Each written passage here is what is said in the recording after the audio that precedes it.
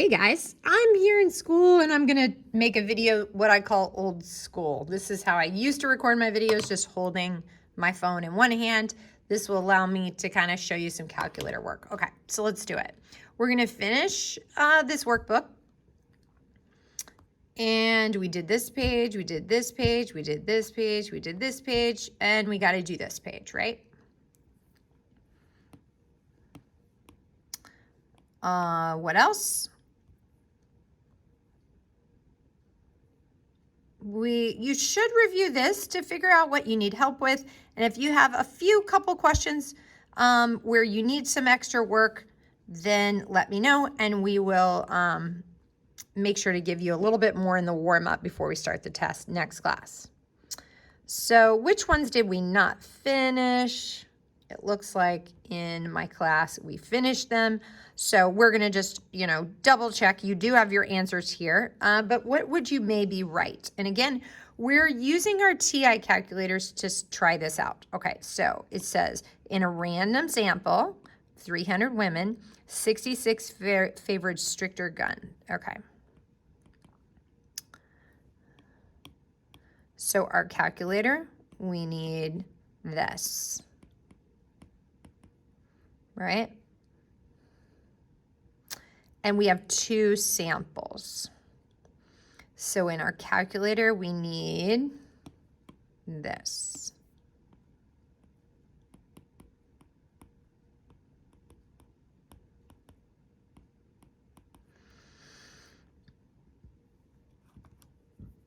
So of means multiply. So that means I have 66% of 300 is merely 0.66 times 300. And I get 198 out of 300. And I can double check that. 198 divided by 300. Yep, I get 0.66. Now for my men. In my second random sample, I get 58%. So 58% of 200 is 0.58 times 200. 116, so 116 out of 200. Let's double check our work just to be sure. Yes, 0.58. So we're going to construct a 98% confidence interval for the difference between the proportion. And this is how we're going to do that in our calculator. So we'll turn it on. Hit calculate. All right, I'll do that again. Turn it on, hit calculate. And now I hit menu, stats, confidence interval. I'm going to do a 1 proportion Z. So what were those steps? I did menu, stats, confidence interval. But now I'm really, wait, I don't want to do a 1 proportion Z. I got to do 2. So starting over, I can hit escape. I'm going to do menu, stats, confidence interval, and I want to do a 2 proportion Z because I have 2 proportions. 2 proportion Z interval. So X1, 198 out of 300. 116 out of 200 men, and I need to make sure my confidence level is 0.98 to match my problem. Okey dokey. And I get some information here. I can scroll up if I can't see it. So my lower is negative 0.02, negative 0.02, and my upper is 0.18. So it doesn't look like there is a difference because 0 is a possible or plausible value. Notice they got the same answer I did. All right, that is the interval, and they asked for me to construct a confidence interval, and I've done that. All right, next question. It says, of the 102 patients selected at random, 34 were found to have high blood pressure. So X in confidence level.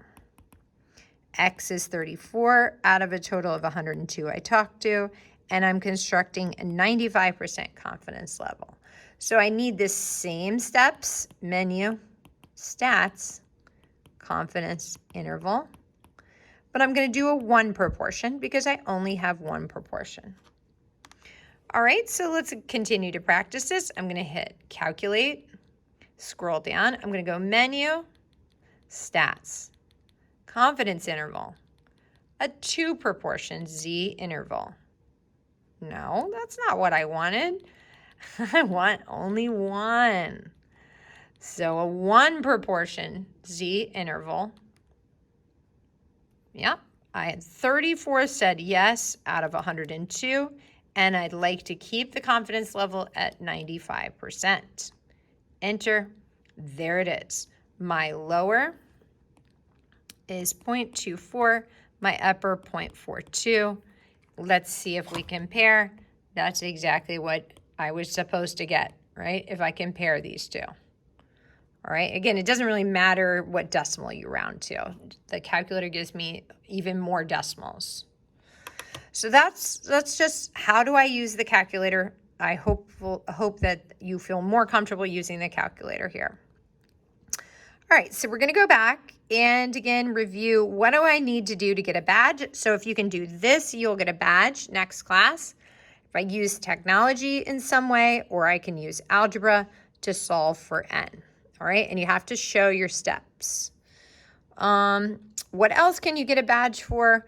This is our 1 proportion Z, and we should be using our nodes to mimic. So let's look back. What was that? Where did we do this last?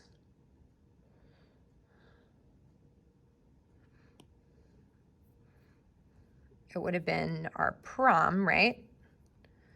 So in our prom example, yeah, it is. There it is. We have to state, plan, do, and conclude. We need to state the parameter, the confidence level, plan out our procedure, check our conditions, show our general and specific formula, answer it, and come to a conclusion. These are the steps that we want. Okay, so I'm just going to take a quick picture of this. I don't want to write all that out again, guys.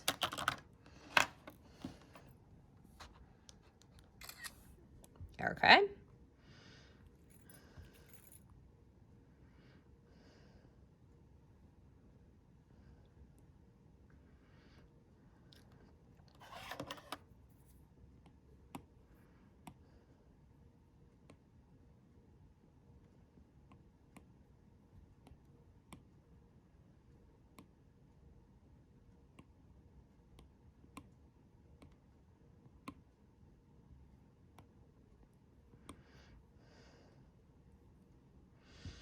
So we state the parameter. What are we trying to find out? According to the study, not everyone can roll their tongue. A researcher observed a random sample of 300 adults, 68 could, using the 4-step, construct and interpret for the true proportion of adults who can roll their tongue.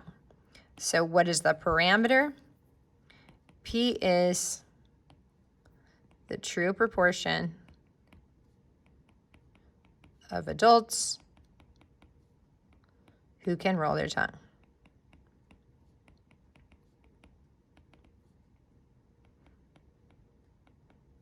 What is the confidence level? It says we're doing a 95% confidence interval. So what is the procedure? We're going to do a 1 proportion Z interval for P to find P. That's what we are searching for. Right? So we're going to check the conditions, random, independent, and check for the fact that was in. Did we ask enough people? And that's large counts. So is it random? I believe it is. Here in the problem, it states we took a random sample of 300 adults. Was it independent? We're going to say yes, 10% condition has been met.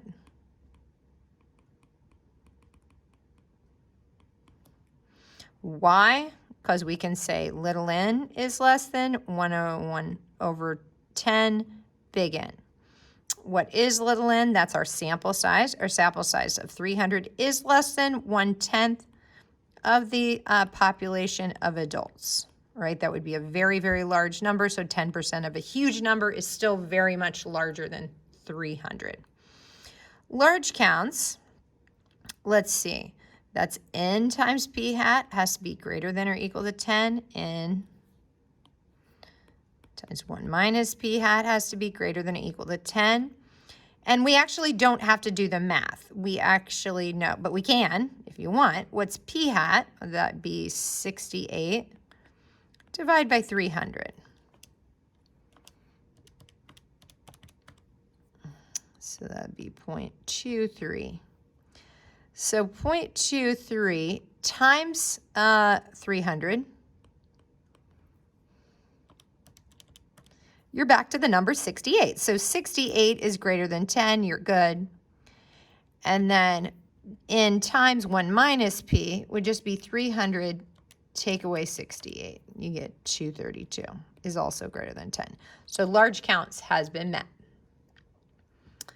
All right, what about our do? So our general formula, our point estimate plus our margin of error, right? So our point estimate plus or minus z star times the quantity p hat, 1 minus p hat, all over n. So what do we got here? Well, our point estimate, we already got 0.23.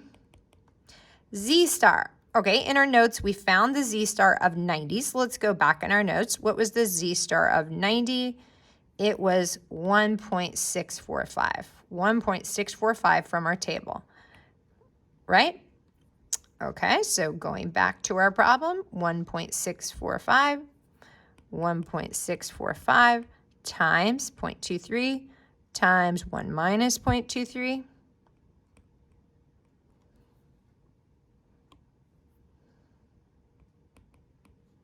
All over 300, take the square root of the whole thing. Now here's where I don't really have to keep going because I have my calculator. My calculator is going to give me this margin of error, right? And it'll also give me my point estimate. So let's go ahead and put it in our calculator.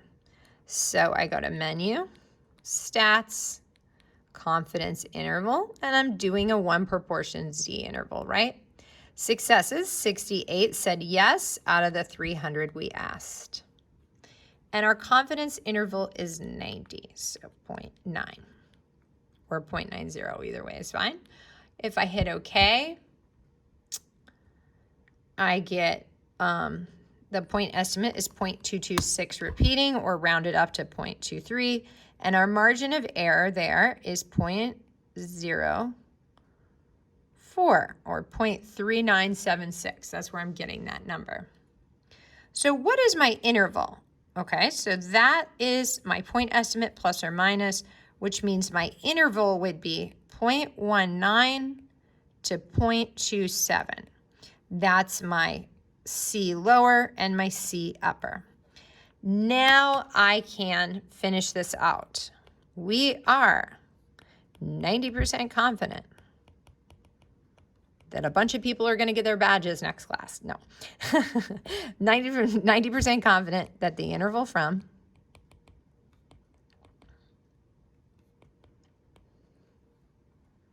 .19 to 0.27 captures the parameter. What is my parameter? It's right here from my problem. The true proportion of adults who can roll their tongue.